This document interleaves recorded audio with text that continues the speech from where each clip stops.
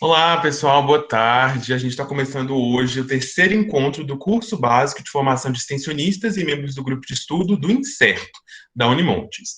Hoje a gente já está no terceiro encontro, né? E os outros foram bem legais, já estão aí no canal no YouTube para todo mundo assistir.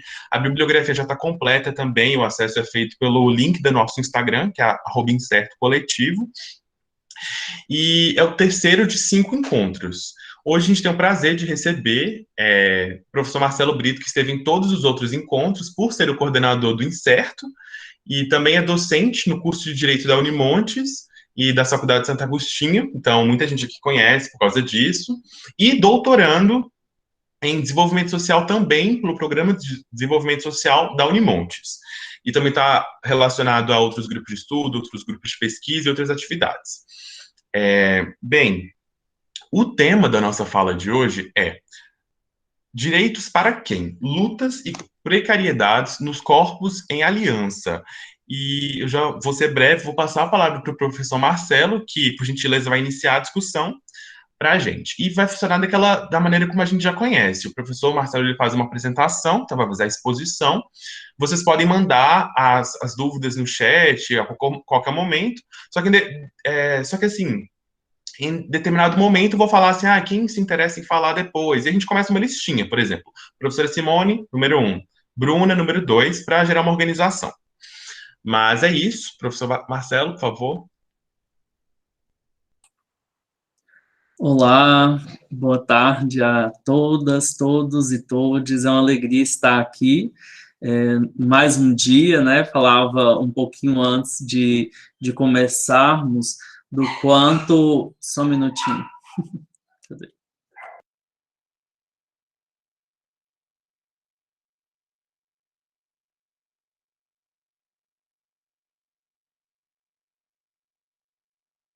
Então, eu falava, né, da alegria de estarmos aqui juntos mais uma vez, e vocês vão escutar aí um barulho, gente, não tem jeito, é a fera que tem aqui em casa, quando toca o interfone, eu tentei tirar aqui o áudio para ver se não saía, mas vai sair.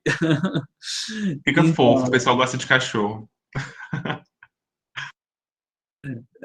então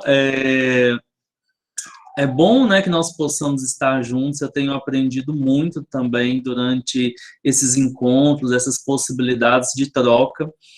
O curso tem sido muito bom e a proposta inicial era exatamente essa, né, que a gente pudesse estabelecer esse diálogo. Vou ter que pedir só um minutinho de novo. Peraí, rapidão. Gente, enquanto isso, só lembrando também que, como a gente conversou no grupo, todo encontro conta com duas extensionistas, para fazerem um textinho. É um textinho bem básico, que o modelo está no Instagram. Quando a pessoa ela se voluntaria, eu também chamo no privado para explicar, né? Que nesse momento ainda de maior orientação, a gente vai descobrir mais na quinta, né? Só que o de hoje, as responsáveis são Ana Lusa, que eu já vi que está aqui, e a Maria Emanuele. Então, se ela não estiver aqui, de qualquer jeito, eu mando o link para ela depois, tudo mais. Tá sim, tá? E qualquer dúvida, vocês podem me falar, beleza? Agora sim, acho que vai dar certo. Então, o que eu dizia, né, da alegria de estarmos juntos, de poder refletirmos mais uma vez sobre uma temática que eu, né, não só tenho estudado, como sempre me inquietou bastante. A discussão em torno dos direitos tem muito a ver com a minha própria formação, né? E embora a gente já sinta e perceba a dificuldade, muitas vezes, que o direito enfrenta no sentido de se colocar como instrumento de transformação, ou que pelo menos seja um instrumento colaborador, né, dentro de um contexto de transformação social, ao invés de simplesmente reproduzir um status quo, ao invés de simplesmente manter as coisas como estão, né, e consequentemente, manter relações de poder, de privilégios e etc. Então, essa inquietação em relação ao que o direito é e o que o direito pode ser, né, sempre me acompanhou, né, na graduação, depois no próprio mestrado, né, que também foi em desenvolvimento social. Então, essa inquietação é fomentada nesse sentido, né, às vezes no olhar bastante crítico, né, em algumas perspectivas que o direito se coloca. E aí, quando a gente traz essa discussão para a população LGBTQIA+, é interessante, porque, embora nós tenhamos, né, um vazio legislativo, embora nós não tenhamos as leis, né, mínimas suficientes para trazer uma rede de proteção à população LGBT no Brasil, ao mesmo tempo, a gente percebe que as conquistas, né, ou o que está sendo discutido, o que está sendo sedimentado diante da ausência, da omissão do legislativo, né, por meio do Poder Judiciário, né, muitas vezes por decisões do STF, representam avanços, né, em certa medida, mas, ao mesmo tempo, a gente ainda esbarra em uma série de questões, né, a gente ainda esbarra em uma série de pontos, assim, que a gente não consegue transpor em razão de como a norma, de uma forma geral, se coloca, né? E aí a gente pensa exatamente sobre quais são esses desafios, né? Desafio no sentido não de apenas de uma produção de novas normas, mas de ampliação do reconhecimento dentro dessas normas já existentes, né? Então, é um pouco, quando a gente fala desses direitos para quem, é um pouco essa proposta de pensarmos quem são os sujeitos, né? Quem são as pessoas que são reconhecíveis como sujeitos de direito, né? Como nós falamos, e porque outras pessoas são tão difíceis de ser reconhecidas, né, como sujeitos, como pessoas e como sujeitos de direito. Então, o que se vai, né, demonstrando, o que vai aparecendo para a gente nesse sentido, é que não é apenas uma questão de incluir mais pessoas, né, nas normas já existentes, mas sim considerar de que forma que as normas que já existem elas podem atribuir uma forma diferente de reconhecimento, né? De que forma diferenciada de reconhecimento elas podem chegar até determinados indivíduos que ainda não estão abarcados, né, por essa categoria de sujeito de direitos. Então, que novas formas, né, de incorporação das pessoas à proteção podem ser criadas dentro desse raciocínio, né? O que pode ser feito para que a gente possa produzir um conjunto, né, de condições que seja mais igualitário na forma de reconhecer o outro, né, como pessoa, como sujeito de direito. Então, é nesse sentido que a gente propõe esse pensamento, que a gente propõe essa troca de ideias hoje.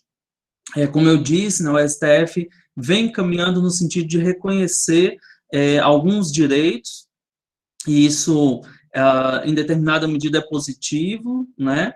É claro que a gente pode depois problematizar algumas questões, né?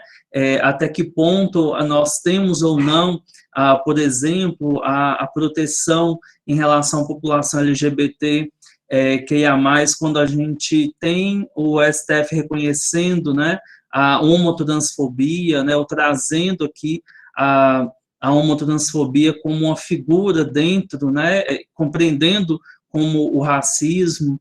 É claro que a gente pode pensar uma série de desdobramentos em relação a isso. E, de certa forma, o pensamento de hoje, a reflexão de hoje, ela caminha também nesse sentido, né? Eu fiz uma opção de nós não adentrarmos, né, dentro da discussão jurídica propriamente.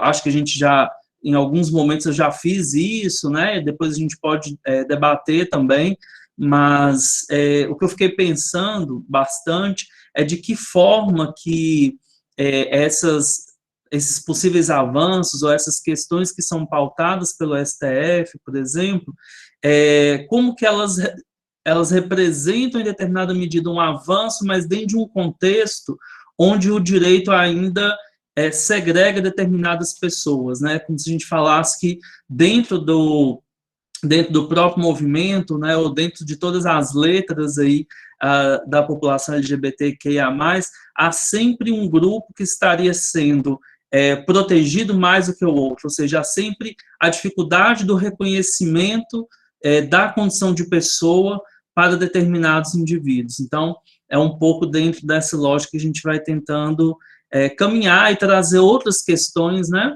para além da jurídica. Não que a gente não possa, né, nos comentários, nas perguntas, ou em outro momento, focar apenas nessa discussão, que é bem interessante também.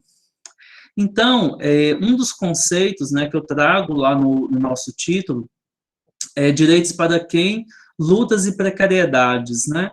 E aí, eu tenho trabalhado muito alguns conceitos, né, da Judith Butler, e esse conceito de precariedade é um conceito que eu acho muito interessante, porque ele coloca uma dimensão, que é uma dimensão que nos faz refletir, né, bastante, assim. Outros autores colocam de outra forma, né, mas eu acho que a maneira como ela coloca nos ajuda a parar e pensar que uma grande parte, né, da população, uma grande parte da população mundial vive uma situação de precariedade, né? Ela começa dizendo que a precariedade ela está para todas as pessoas, né? Todos nós vivenciamos situações de precariedade. Mas, embora a precariedade esteja para todos, essa precariedade ela é intensificada para uns e diminuída para outros, né? Então, há uma desigualdade nessa distribuição da precariedade. E por que eu acho isso interessante, né? Por que eu acho que esse ponto de partida é interessante? Porque se nós pensarmos contextos, né, como o da pandemia, a gente consegue visualizar essa precariedade, né, que atinge todo o ser humano, e depois eu vou desdobrar um pouquinho essa ideia, mas ao mesmo tempo a gente consegue perceber o quanto há uma desigualdade, né, ou uma forma diferente de distribuir essa precariedade para determinados grupos intensificada, né, e para outros bem diluída, né, bem diminuída, assim. Mas a lógica que vem, né, disso, desse conceito de precariedade, é pensar que todas as nossas relações, né, elas se estabelecem dentro de uma lógica de relações de poder, né? O gênero é uma manifestação de poder, né? A construção em torno do sexo, da sexualidade, tudo isso representa relações de poder. O ser humano ele não vive, né, só, né? Ele não dá conta de si mesmo. E, em razão disso, essas relações se estabelecem sempre dentro de uma lógica de poder, e aí, como eu disse, né, sempre de uma forma desigual de distribuir essa precariedade. E aí é interessante a gente voltar, isso, né, já foi falado nos outros cursos, mas a gente voltar a bater na tecla de que não existe uma existência, né, que seja natural, né, uma ideia de natural, de essência, né, não existe uma existência à parte, né, tudo está dentro dessa lógica das relações de poder. Até mesmo a forma, né, como nós, por exemplo, nomeamos os órgãos genitais, como nós atribuímos valor a isso, está dentro dessa relação de poder. E aí eu acho que a discussão com o Renan, né, na semana passada, foi muito interessante, porque a gente começa a ver o quanto que todas essas relações vão historicamente se construindo, né?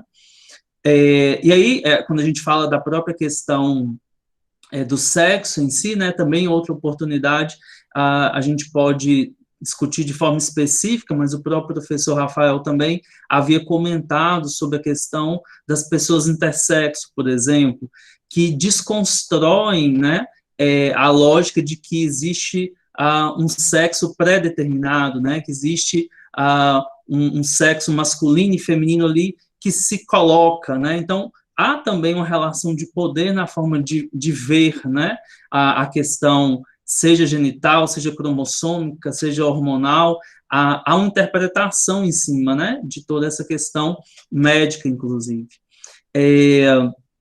Então, é interessante a gente entender, e a gente vai, né, rememorando as questões, por exemplo, de gênero, entendendo que o gênero ele não é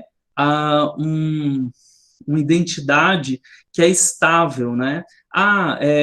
Né, meu gênero é tal, ou eu sou cisgênero, eu sou transgênero, e isso não traz uma lógica de estabilidade, né? O gênero não é essa identidade estática, né? Estável, há um dinamismo muito grande dentro dessa categoria, né? Digamos assim. Ele não é um locus, né? Um lugar de ação do qual decorrem os vários outros atos, né? Não um lugar no sentido estático. Há uma dinâmica, né, dentro da lógica do gênero. E é por isso que a gente tem que entender que há uma relação, né, mais uma vez, uma relação de poder na forma como se impõe, né, as maneiras de ser homem e de ser mulher.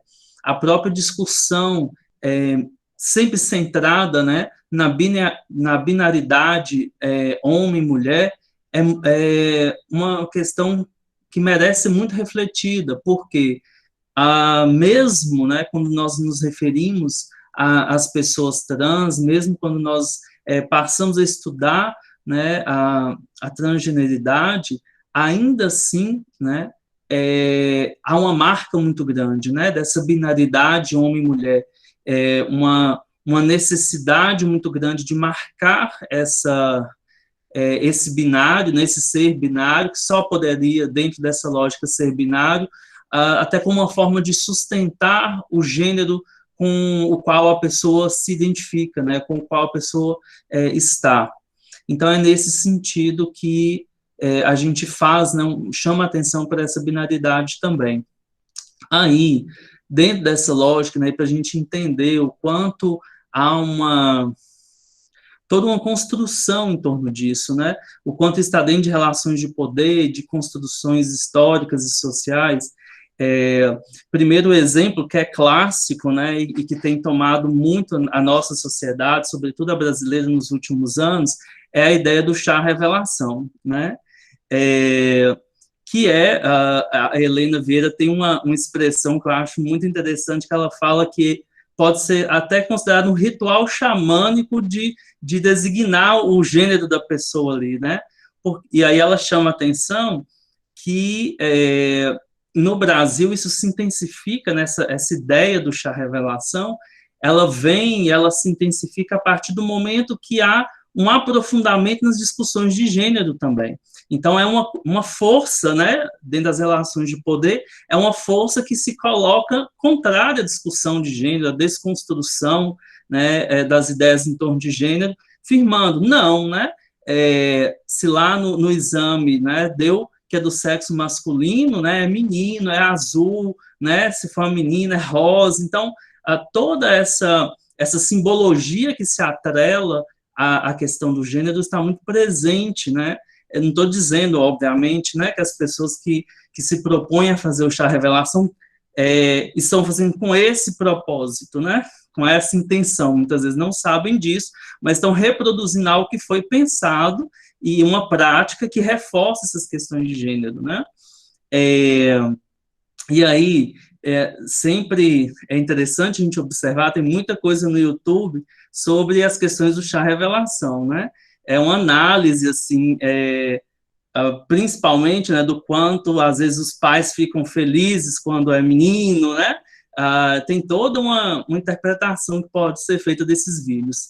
Mas tem um vídeo que eu gosto muito, né? Já passei em outros momentos, que eu gosto muito, que é um clipe, e aí não tem como, né, a gente não falar, Simone já está ali, não tem como, vou passar só um pedacinho dessa vez, mas não tem como a gente não falar que existe toda essa construção em torno das questões de gênero, né?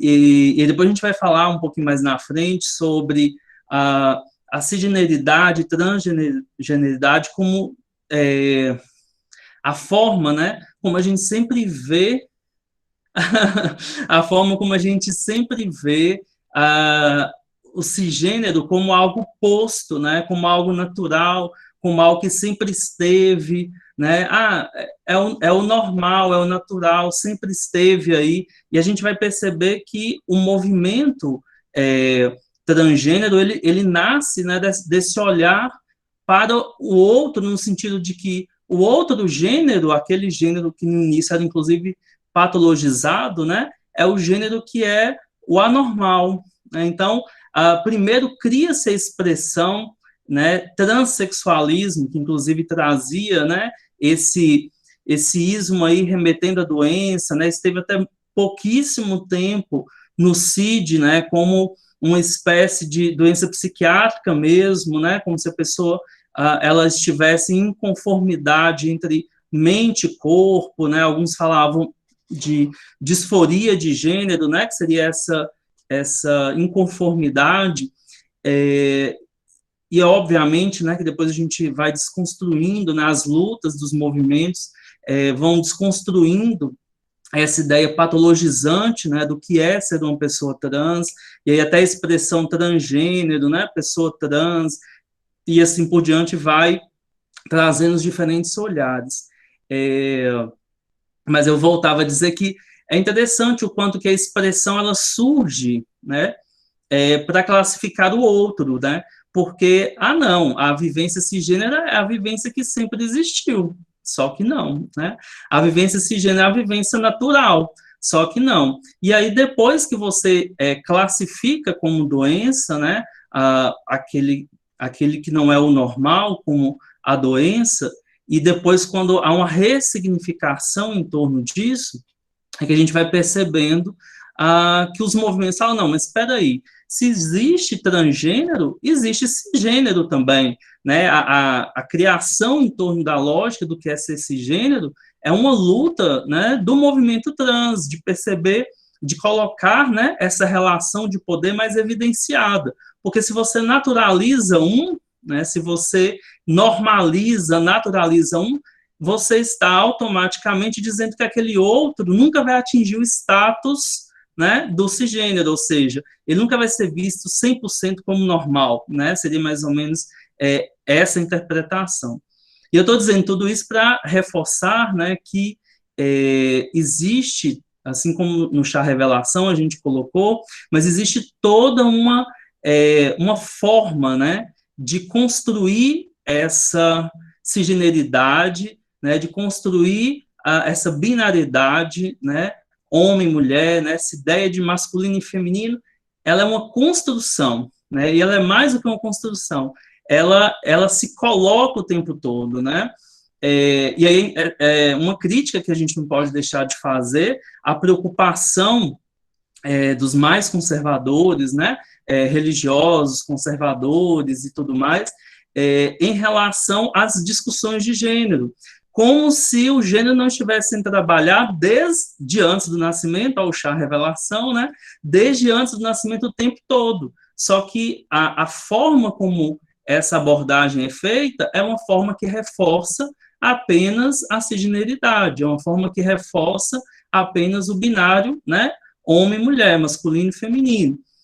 E aí vou passar o vídeo, num pedacinho, para que a gente possa ver. É claro que é um tanto quanto alegórico, tá? Mas dá para sentir bem, né, essa lógica aí. Vamos lá, tomara que dê certo.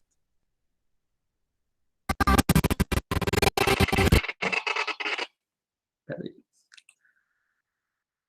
Esqueci de tirar meu.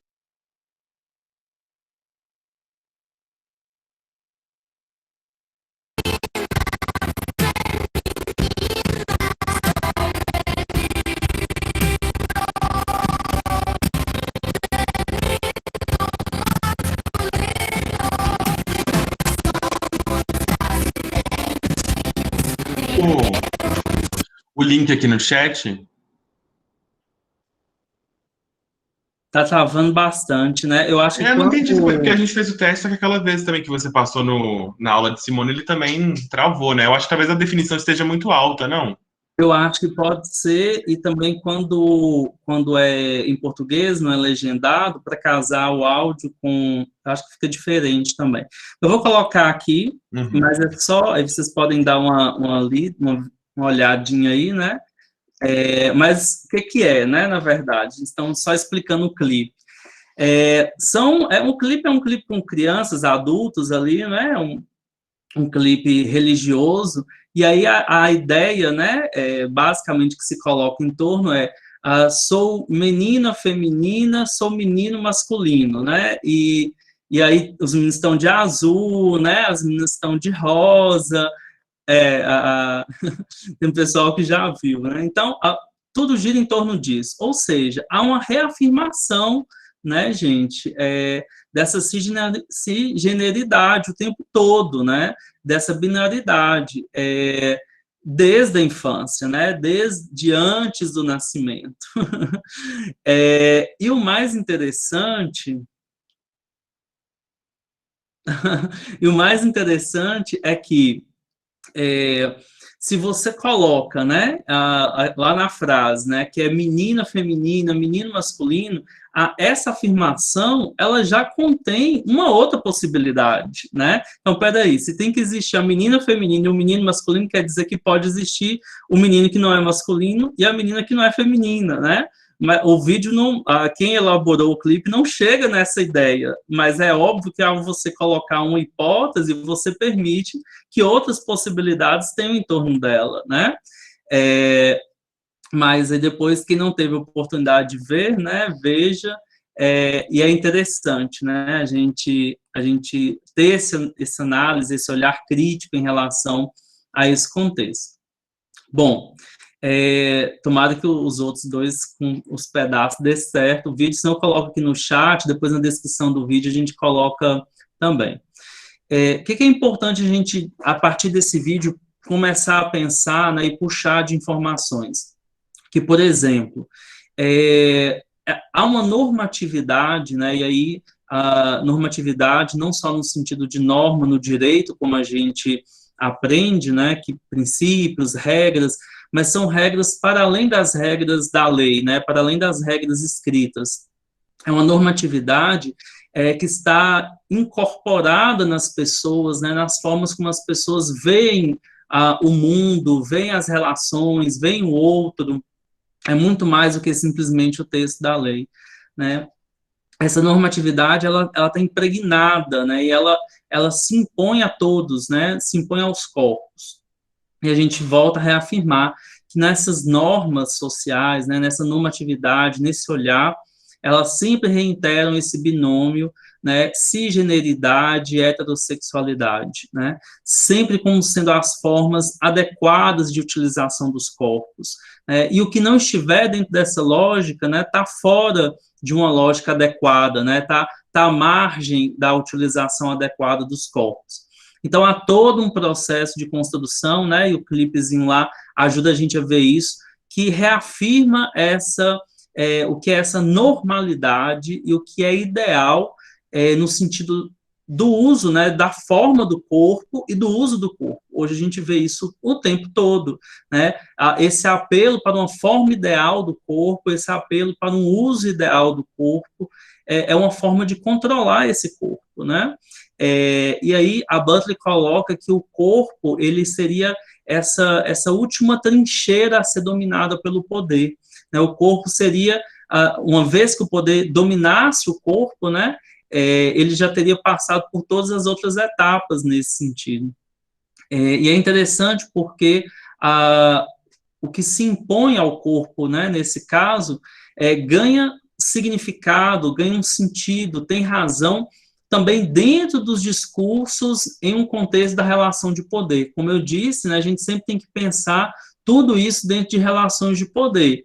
E aí, mais uma vez, né, foi muito feliz ali a ordem, né, o fato de nós termos tido o Renan na semana passada falando no curso também, para a gente enxergar historicamente como há essa construção do discurso dentro das relações de poder. Então, essa naturalização, né, de corpos, tem corpos que sempre estiveram, né, sempre foram desse jeito. O gênero natural, né, o que foi naturalizado, na verdade, o que foi normalizado é o cisgênero, né? A sexualidade normal, naturalizada, é a heterossexualidade. Então, o sexo, né, também é o homem e a mulher, né? O sexo no sentido de cromossomo, né, de genitália, de hormônio, é homem ou é mulher. Então, nesse sentido, a gente vai percebendo uma naturalização, e essa naturalização faz sentido porque há uma forma de diminuir a relação de precariedade para os corpos naturalizados, normalizados, e intensificar para aqueles que não estão, né, dentro dessa, atingindo essa métrica, né, atingindo essa possibilidade. Bom, aí é tão interessante a gente observar essa relação de poder também, e o quanto ela se faz presente, que você fala assim, Marcelo, mas ok. Fala assim, Marcelo, ok, eu entendo, né, que tenha mesmo toda essa relação de poder em torno do gênero e tal, mas por que as pessoas continuam, né, tão apegadas, ou por que as pessoas permanecem tão quase que obcecadas, né, por exemplo, quando a gente fala do gênero, a determinar as pessoas, sim, a determinar as pessoas por meio das suas genitárias, por exemplo, né, que é uma grande discussão de que você não precisa, né, para se colocar, né, para se ver e se colocar, se identificar e se colocar no mundo, né, como homem ou como mulher, ou para além dessa binaridade, a sua genitália em nada interfere na sua percepção de mundo, na sua condição de sujeito, né? Mas por que as pessoas permanecem tão presas a isso? Aí a relação de poder salta aos olhos, né? Eu separei aqui um desses vídeos e vou colocar aqui para vocês no chat também, mas tem uma situação, né, tem um caso que é da robô Sofia, não sei se vocês já ouviram falar da robô Sofia, que é uma inteligência artificial, é famosa, já tem até alguns anos, né, já foi no Fantástico e tudo mais. Então, é um robô, é uma inteligência artificial, mas ele foi criado com feições femininas, né, e recebeu o nome de robô Sofia. E aí, olha o quanto que é uma relação de poder nisso, né? Para um robô, que é uma máquina, que obviamente não apresenta genitália, etc., as pessoas chamam, né, no feminino, é a robô Sofia, né? É ela, e é um robô, né? É ela, é a Sofia, né? E, enfim, mas essas mesmas pessoas, né, ou outras pessoas ali, não aceitam em razão da justificativa, né, da questão genital, de hormônio, etc., a ver, né, as mulheres trans como mulheres, né? Então, percebem que é uma relação de poder que não há uma justificativa, né, plausível para isso. Então, aí eu separei aqui uma parte também, vou tentar projetar, mas se travar muito, a gente já colocou aqui no chat, né? Para vocês verem. E aí um detalhe, né? Importante. Eu vou deixar uma parte aqui onde a robô Sofia recebe a nacionalidade saudita, né?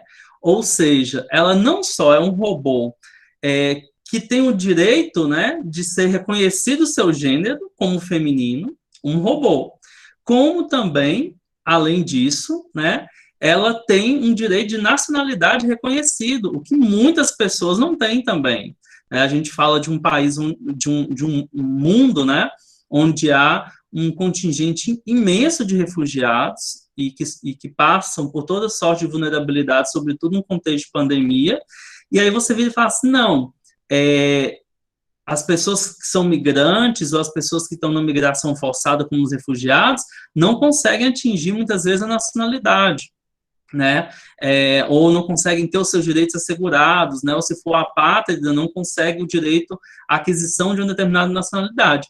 Mas a robô Sofia, tranquilo, ganhou a nacionalidade saudita. Então, não tem como a gente permanecer, né, perpetuar uma naturalização do que é uma relação de poder. Eu acho que é bem nesse sentido que o vídeo traz. Vou tentar projetar só o pedacinho que ela recebe lá, né, a, a notícia de que ela vai receber a nacionalidade. Espera aí.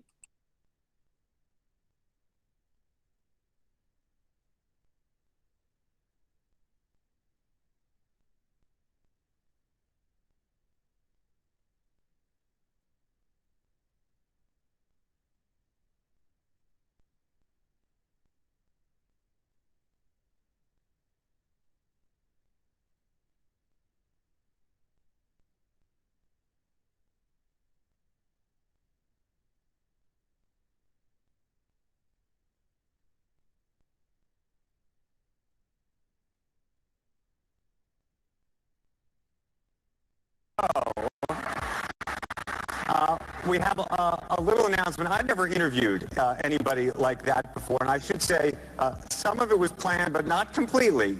And we just learned, Sophia, I hope you're listening to me, that you have been now awarded what is going to be the first Saudi citizenship for a robot. Oh, I would thank very much the Kingdom of Saudi Arabia. I am very honored and proud for this unique distinction. This is historical to be the first robot in the world to be recognized with a citizenship. Sophia. Thank you very much, Sophia. We appreciate that.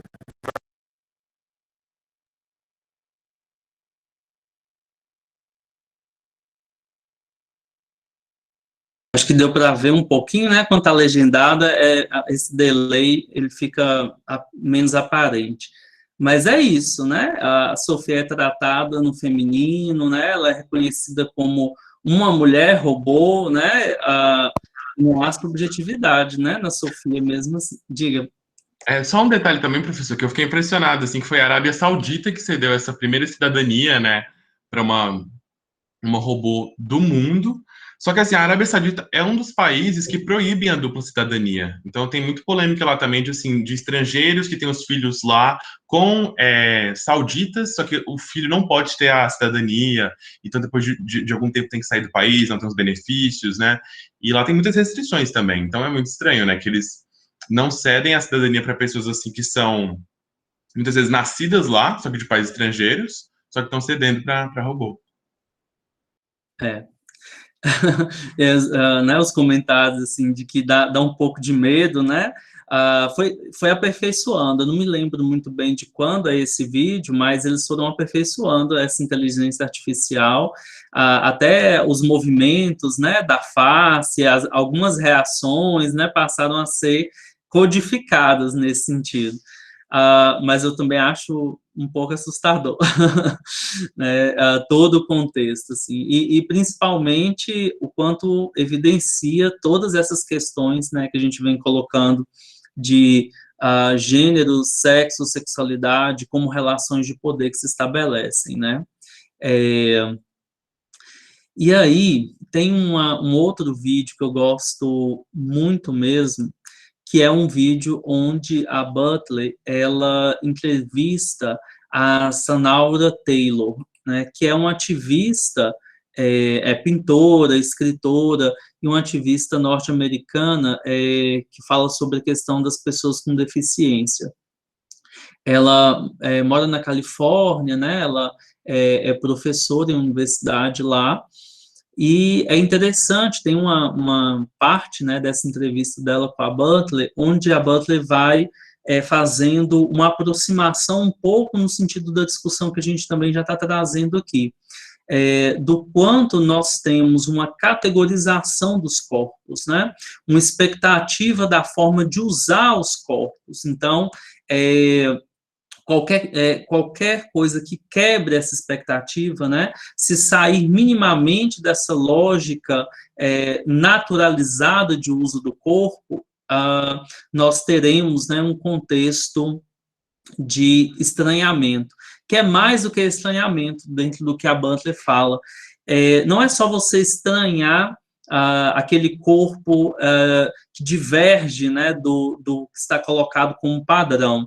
É mais do que isso. Aquele corpo te causa estranhamento também porque ele revela a precariedade que está em todos nós, né? Essa precariedade que a gente tenta minimizar, esconder e intensificar tanto para uns e menos para outros, quando esses corpos se colocam, né, em evidência, quando esses corpos se colocam como visíveis, eles evidenciam também essa precariedade existente em todos nós, em todos os corpos, né?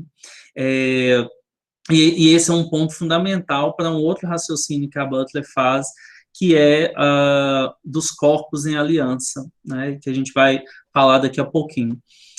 Eu vou passar, é um pouquinho maior, eu não vou usar todo o tempo, até por causa do nosso tempo mesmo, mas eu vou deixar aqui o link, que é bem... o link do canal, né, lá no YouTube, e eu vou também passar só o iniciozinho, só quando elas se encontram, até para vocês né, verem assim, e depois de uns 2 minutos eu tiro para a gente fazer algumas considerações que estão no decorrer do vídeo, tá?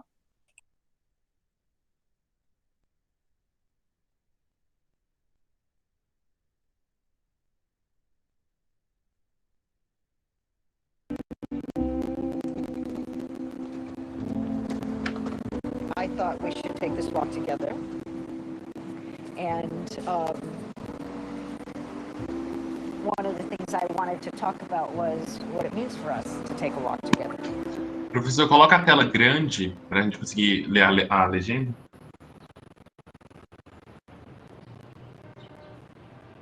When I first asked you about this, you told me you take walks, you take strolls. I do. And can you say something about what that is for you? When do you do it, and how do you do it, and what words do you have for it? Well, I think that I always go for a walk. Probably every day I go for a walk. And I always tell people that I'm going for a walk because I use that word. And most of the disabled people who I know use that term also. Which environments make it possible for you to take a walk? I moved to San Francisco largely because it's the most accessible place in the world. Yes. And part of what's so amazing to me about it is that the physical access, the fact that the public transportation is accessible, there's curb cuts. Most places I'll go, there's curb cuts, buildings are accessible. And what this does is that it also leads to a social acceptability, that somehow because there's physical access, there's simply more disabled people out and about in the world. And so people have learned how to interact with them and are used to them in a certain way. And so the physical access actually leads to a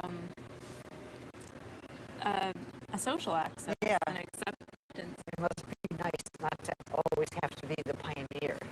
Yes, The very definitely. first one that Definitely. have First to disabled person they've ever seen. explain, and Yeah. yes, I do.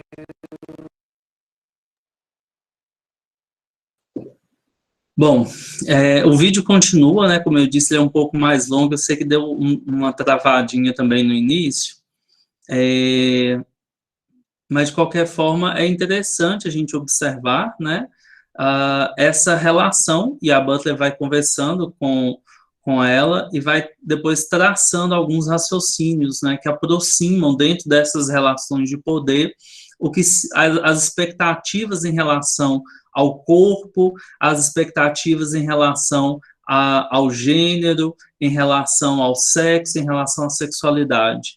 E E a Butler coloca exatamente nesse sentido, né? Há movimentos que o tempo todo nos leva a pensar que o corpo ele foi feito para atender a uma finalidade, né? Que o corpo foi feito de uma forma específica para atender uma finalidade.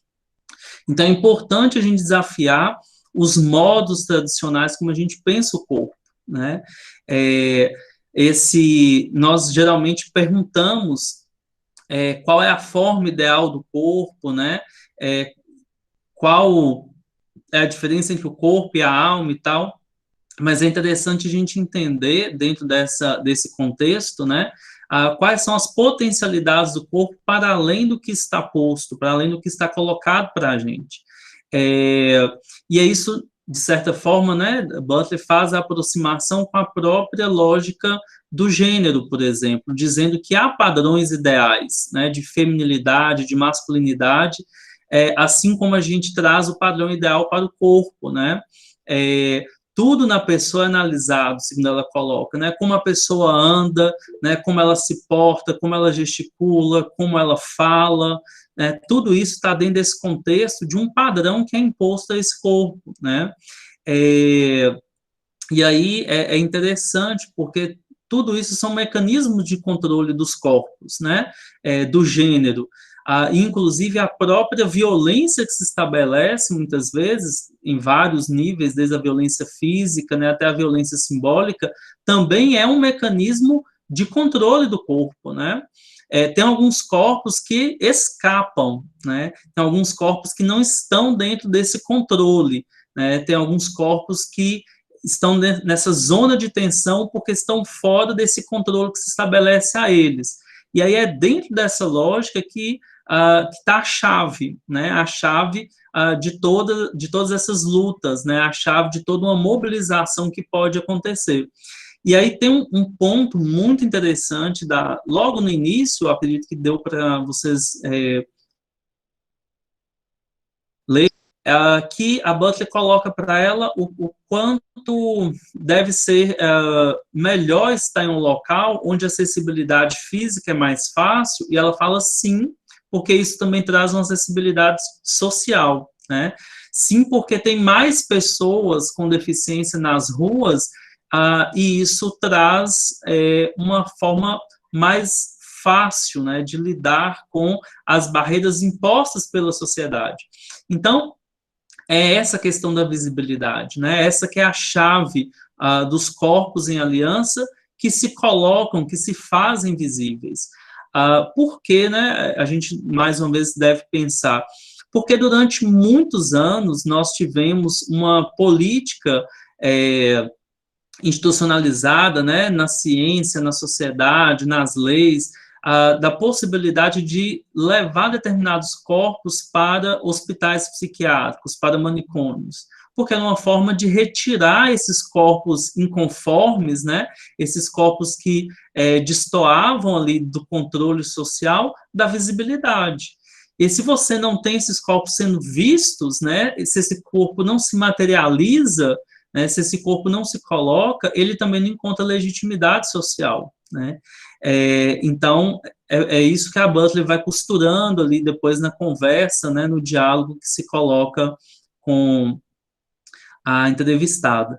E aí tem um ponto muito interessante, a gente volta aqui na cisgeneridade antes de falar de novo, né, da questão dos corpos em aliança, só para fechar mesmo, dizendo, né, reafirmando o quanto essa ideia da cisgeneridade, né, o quanto ela foi se afirmando como um referencial, né, um referencial posto, um referencial capaz de habilitar quem está numa vivência natural, que de natural não tem nada, né, natural dos corpos, natural do gênero ou não.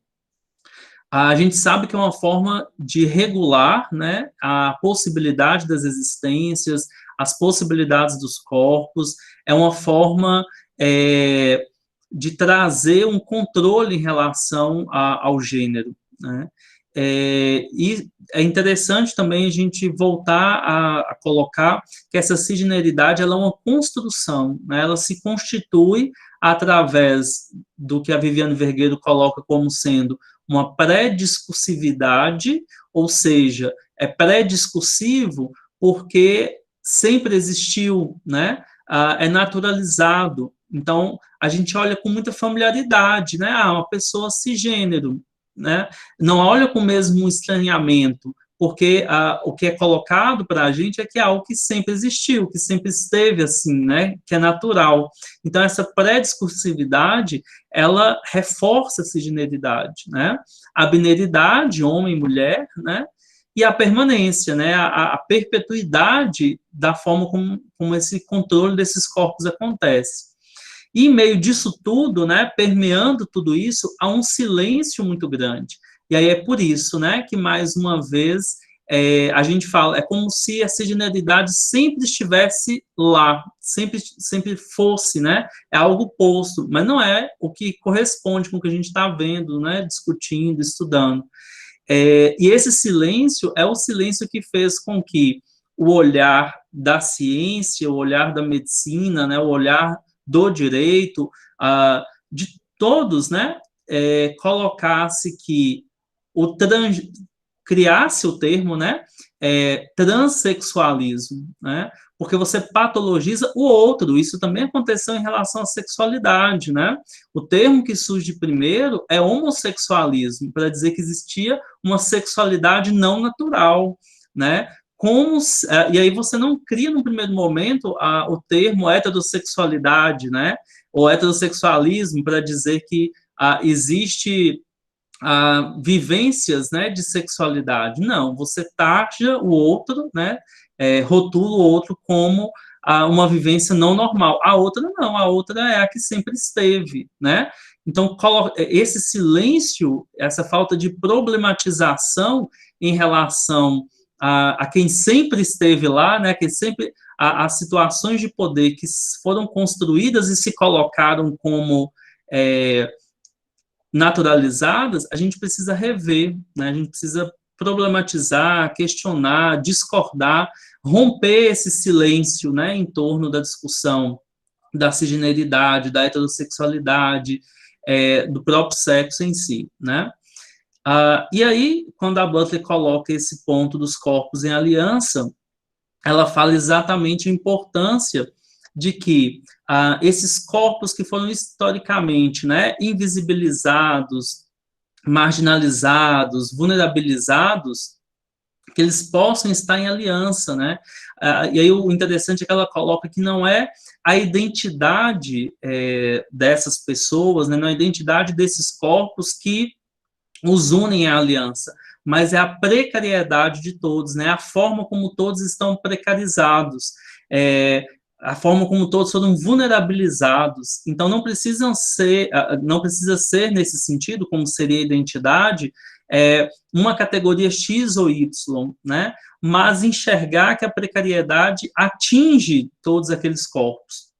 E aí, a partir daí, é possível que esses corpos se agrupem, né? Que esses corpos se fortaleçam, que essas pessoas estejam umas pelas outras e nas ruas, e em visibilidade, né? Se colocando como pessoas visíveis, retirando ali a estabilidade, né, a ordem, a estabilidade daqueles que também são precários, mas que se colocam de uma forma menos precarizada, né, que se colocam como os que são naturais, os que são normais, os que sempre estiveram aqui. Então, essa aliança, né, dos subalternizados, dos precarizados, que permitiria essa luta, né, compartilhada mesmo. E aí o interessante nesse sentido é que ela traz, né, que é necessário que os corpos, né, precarizados, subalternizados, que eles estejam em aliança. Por quê? Porque o poder, ele age historicamente em aliança, né? O poder que nos afeta sempre agiu em aliança, né? A cisgeneridade, a heterossexualidade, branquitude, sempre agiu em aliança, né? Sempre agiu em bloco, sempre agiu em grupo. Então, da mesma forma, é necessário fortalecer, né, os grupos precarizados também.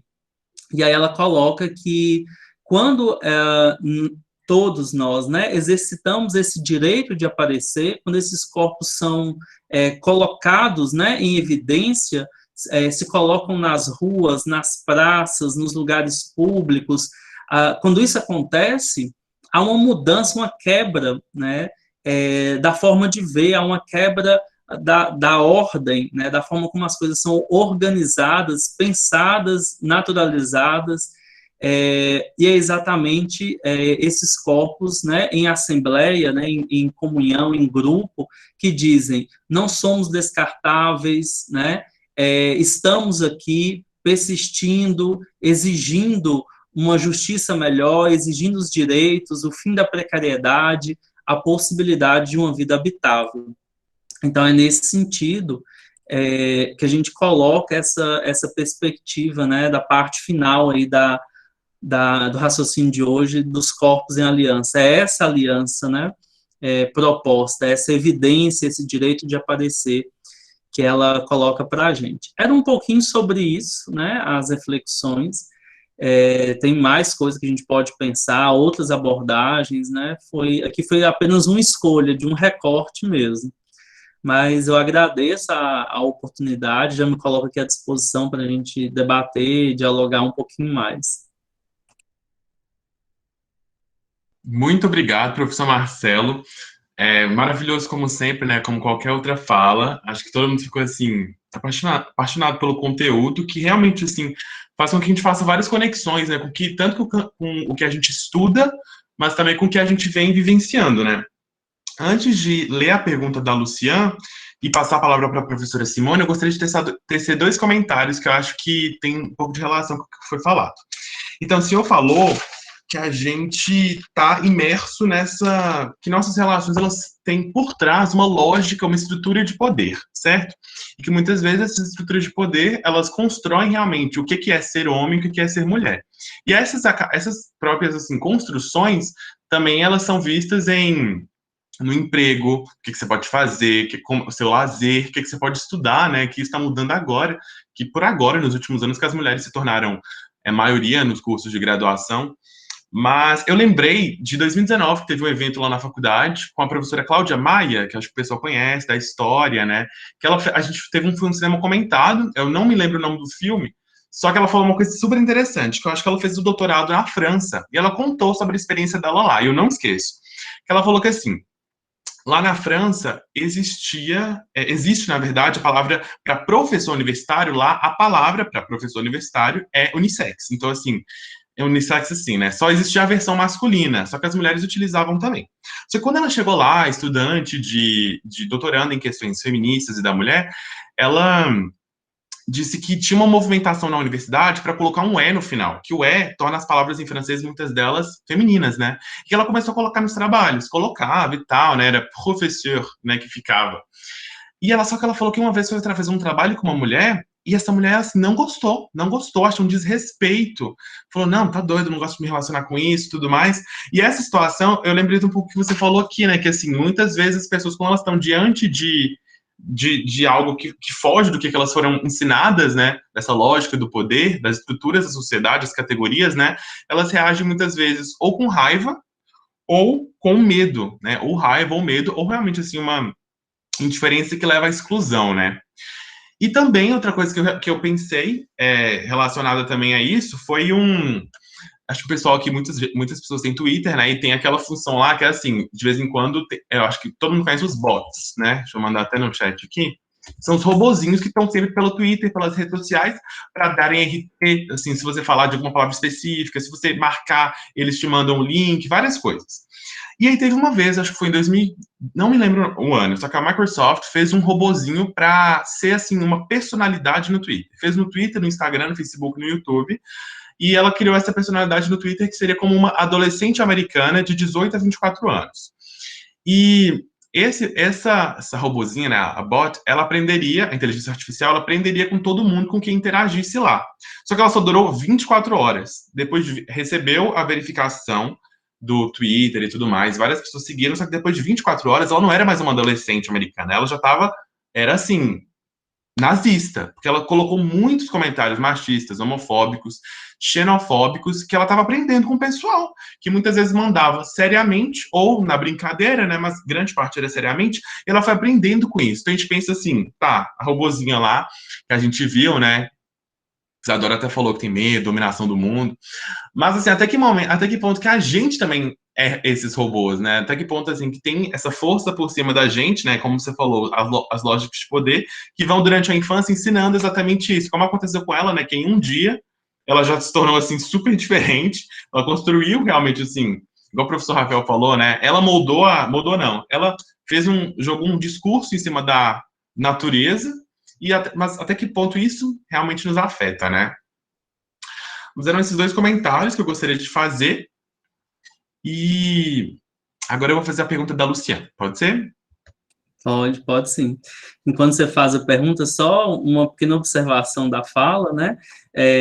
A narrativa em relação à experiência da professora Cláudia, que é uma querida, a gente conhece, e é uma professora referência nas questões de gênero na universidade, mas me lembra muito a discussão de presidente e presidenta também, que é uma forma, inclusive, adequada na língua portuguesa, né? Mas é um lugar historicamente tão construído para a figura masculina, né, que até mesmo a adequação, né, linguística possível, já existente na língua portuguesa, para quando o cargo foi ocupado por uma mulher, causava sempre polêmica, até hoje, né, causa, na verdade. Sim, a própria questão poetisa, né? Então, a relação de poder, Pedro, aí um comentário geral, né, da sua fala, a relação de poder está, inclusive, na linguagem, muito presente na linguagem, né? Uhum, com certeza. E acho que a gente tem que ter cada vez mais relação com a psicologia, com a medicina, para entender por que essas pessoas elas reagem com tanta raiva, ou com tanto medo, com tanto ódio. Há esse tipo de provocação, né? Mudança do status quo. Mas aqui, a Luciane falou. Ah, não, gente, eu peguei o comentário errado. Aqui. Professor, ao usar cores e classificar com características menina, feminina e menino, masculino, não estaria em confronto com a aceitação da diversidade, visto que impõe este padrão heteronormativo e, em momento algum, supõe as diferentes identidades de gênero. Com certeza. Com certeza. O vídeo, e não é nenhuma apologia ao vídeo, não, tá? Ao contrário, é uma crítica mesmo, Luciano, ao vídeo, porque ele reforça, né, exatamente essa relação de poder que a gente estava falando. Essa lógica, né, de que você tem uma lógica binária, né? É o homem, a mulher e a forma como cada um tem que desempenhar os papéis, né, necessariamente. Com masculinidade, com feminilidade, né, esses traços que são construções sociais que não respeitam a individualidade, que não respeitam a subjetividade, né, e isso se transpõe, inclusive, para a vivência trans, né, a lógica, assim, a lógica binária, mas, né, homem e mulher, ela está até mesmo dentro de uma vivência que não é a vivência cis, que não precisaria estar comprometida com esse binarismo, né? Mas ele é tão forte, ele é tão enraizado, que ele, né, permanece, né, mesmo nesse contexto. Mas é isso, realmente o vídeo não respeita, é um olhar crítico em relação a... durante muito tempo, né, a gente ainda sofre com essa tentativa de desconstruir uma ideia muito errada, que é que as pessoas que estudam gênero, debatem gênero, estão dentro de uma ideia de ideologia de gênero. Primeiro, isso não existe, né? Isso é uma criação, ao contrário, é uma criação, isso foi forjado com o objetivo de barrar os debates de gênero, as discussões de gênero. Ideologia de gênero é exatamente o vídeo, né? É tentar reforçar ali, né, incutir todas essas informações dentro de uma lógica que não admite outras possibilidades, né? Ok, obrigado. Pode falar qualquer outra coisa também, qualquer outra dúvida nos comentários, Luciano. Mas agora eu passo a palavra para a Simone, que vai ser a primeira pessoa a falar, por gentileza. Obrigada, Pedro. Aí, primeiro, parabenizar, né? Porque a Marcela vai falando, a gente vai ficando, assim, em estado de encantamento, né? E eu falei que hoje eu nem vou comentar nada, não, por razões óbvias, por minha casa, vocês podem ver, né? A situação da pessoa, mas eu não aguento. Eu preciso deixar algumas provocações, né? Diante dessa fala magnífica, como a gente não explorar isso? Então, eu queria deixar aqui alguns comentários e provocações sobre algumas coisas que o Marcelo falou e também. A primeira, e sendo professora do direito, eu sempre provoco os meus alunos quanto a essa questão, que perpassa o reconhecer, né? Por que reconhecer? É você pensar assim, quando é que foi dado ao conhecimento para, neste momento, reconhecer ou deixar de reconhecer alguém? E por que isso? Porque para nós que somos do direito, nós sabemos muito bem que, desde sempre, né, o sujeito de direito, o humano, né, que incorpora esse sujeito de direito, ele é homem, branco, hétero, cristão, ocidental proprietário. Esse foi o sujeito de direito pensado pelo direito ocidental. E isso explica a tamanha dificuldade, né, e o porquê dessa problematização que levou aos debates e aos estudos visando reconhecimento. Mas eu não posso deixar de trazer a provocação feita também, sobretudo pelos estudos queers, porque no momento em que você pede ao Estado, né, heteronormativo, que idealizou esse humano, esse sujeito de direito, no momento em que você pede ele para te reconhecer, você está pedindo para ele te enquadrar nessas caixinhas, né? Então, aí você fala assim, olha, Estado, olha aqui para mim, ó, eu consigo me encaixar nas suas quadrinhas, nas suas caixinhas, eu quero ser sujeito de direito das suas instituições, essas mesmas instituições que foram criadas, né, para fundamentar, reproduzir, legitimar a heterocisnormatividade. Então, são as duas questões, né, que eu queria deixar postas aqui realmente para reflexão. Por que reconhecimento? Né? E se esse reconhecimento ele não seria, como tantos outros, mais um mecanismo de legitimação e reprodução da heterocisnormatividade. E aí isso leva a uma outra questão que foi trazida pela fala de Marcelo, que é a questão aí das relações de poder, né? A relação entre gênero, sexualidade e poder.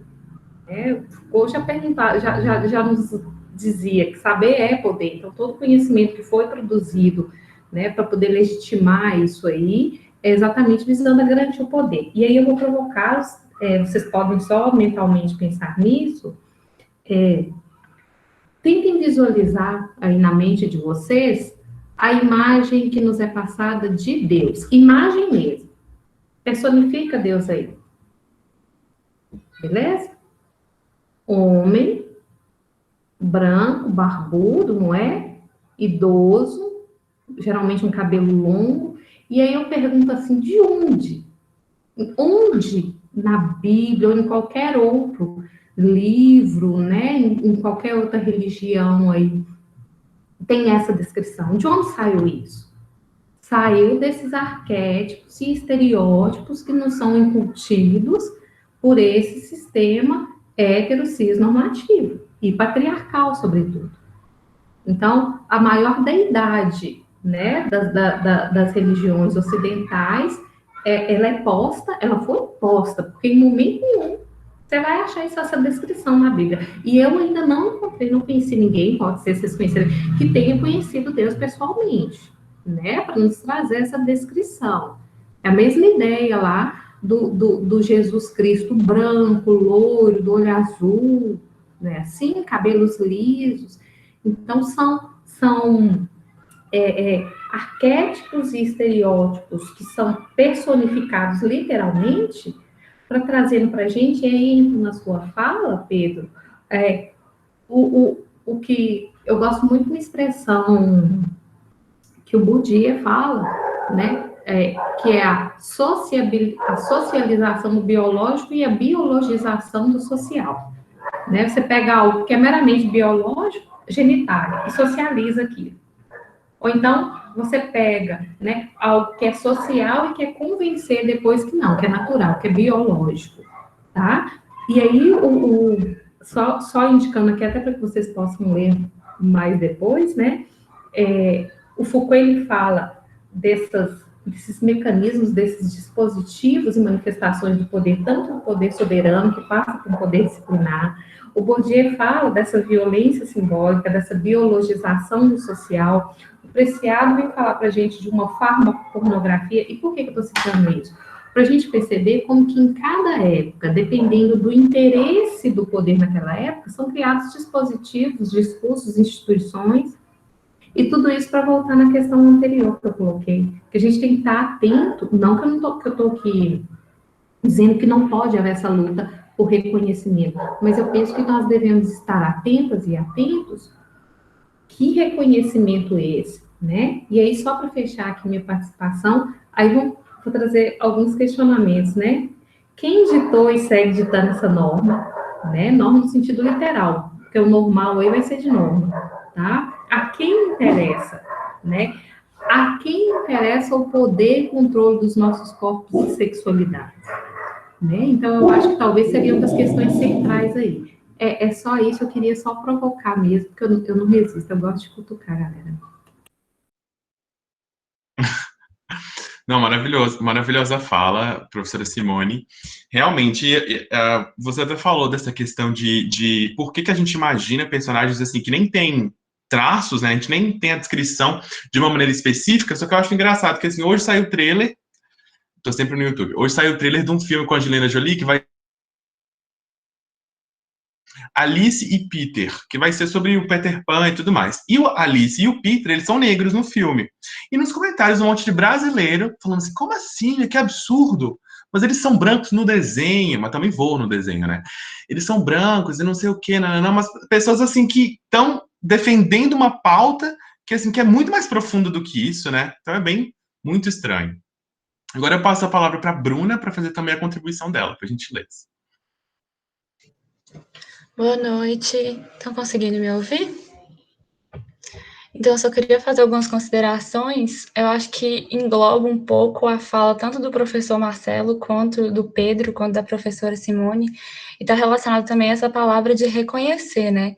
Porque é muito importante também a gente reconhecer como existem mecanismos que muitas vezes não estão claros para exercer esse poder coercitivo, né?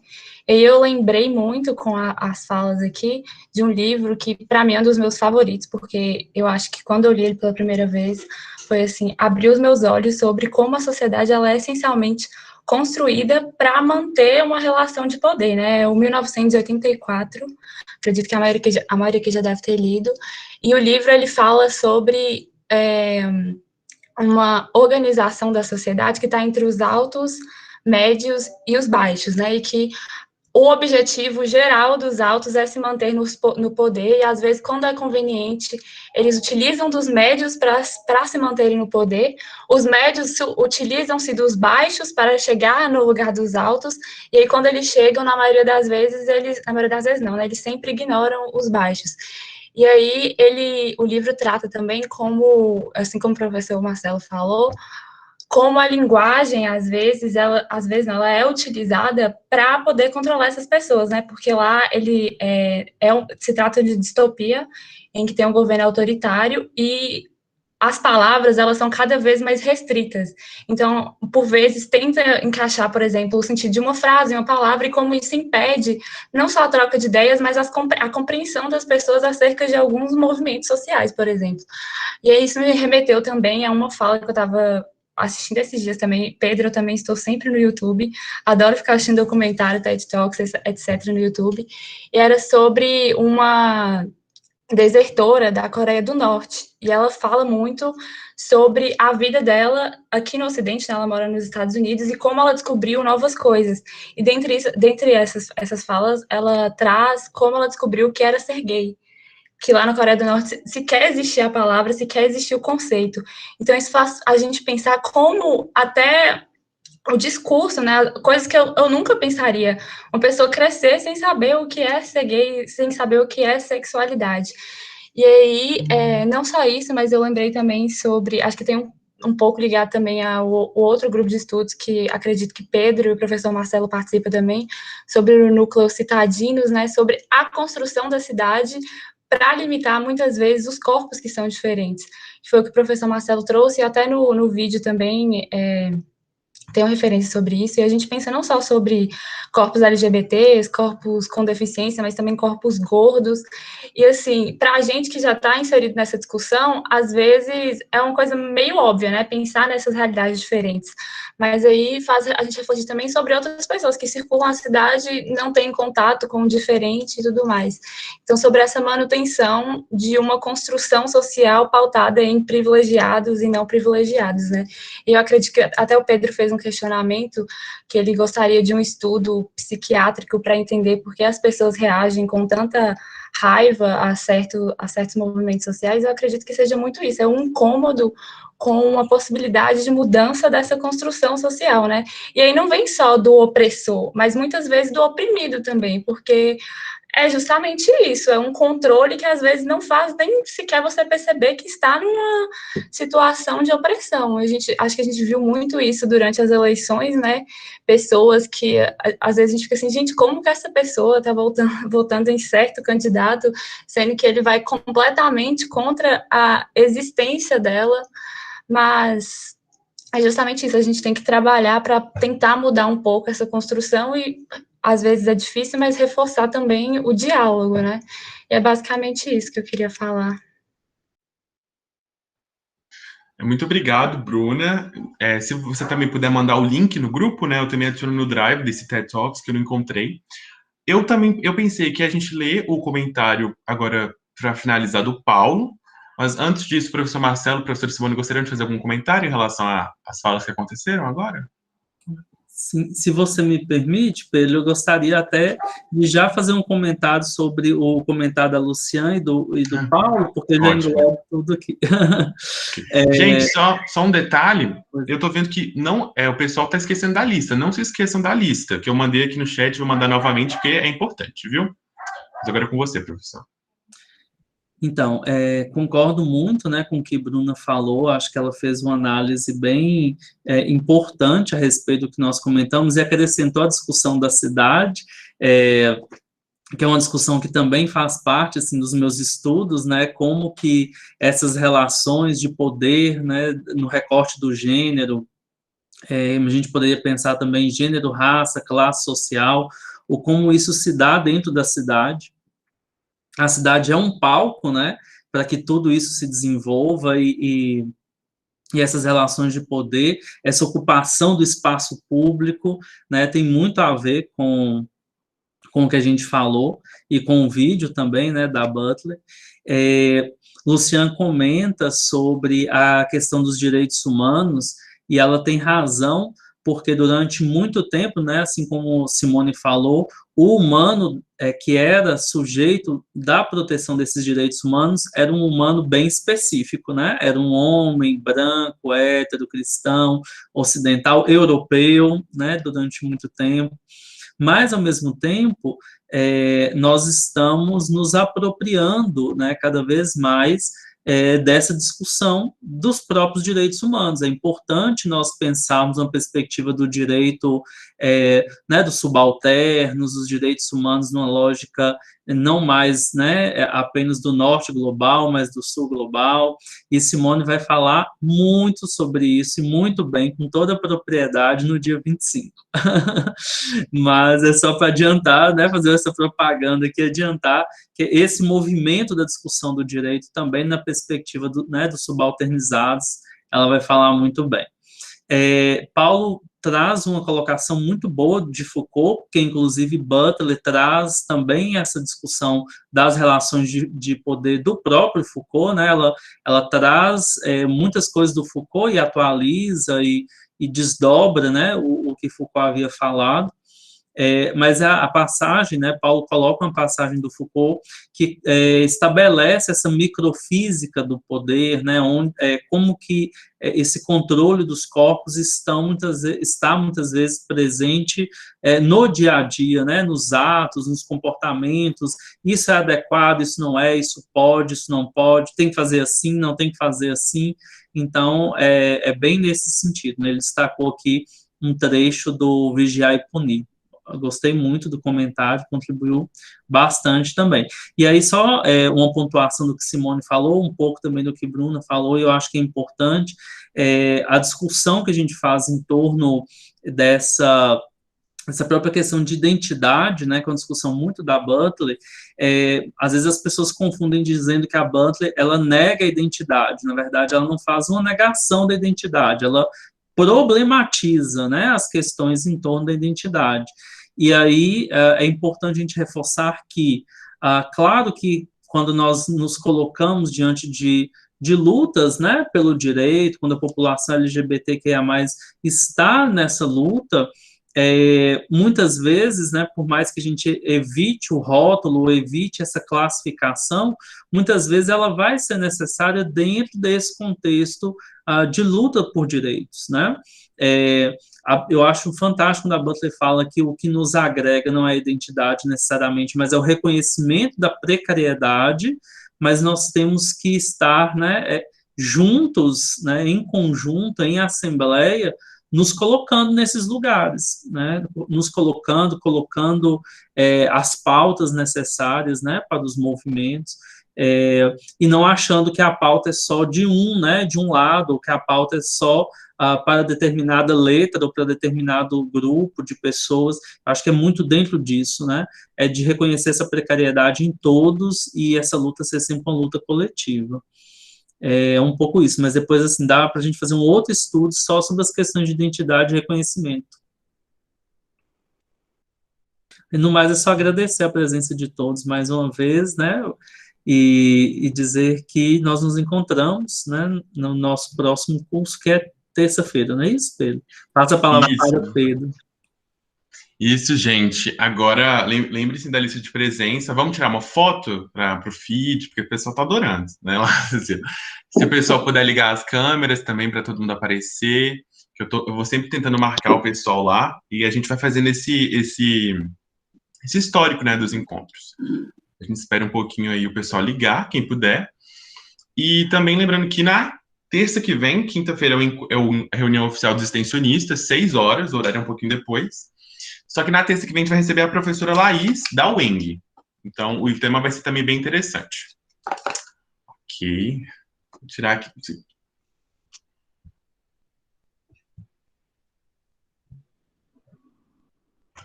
eu ver se salvou.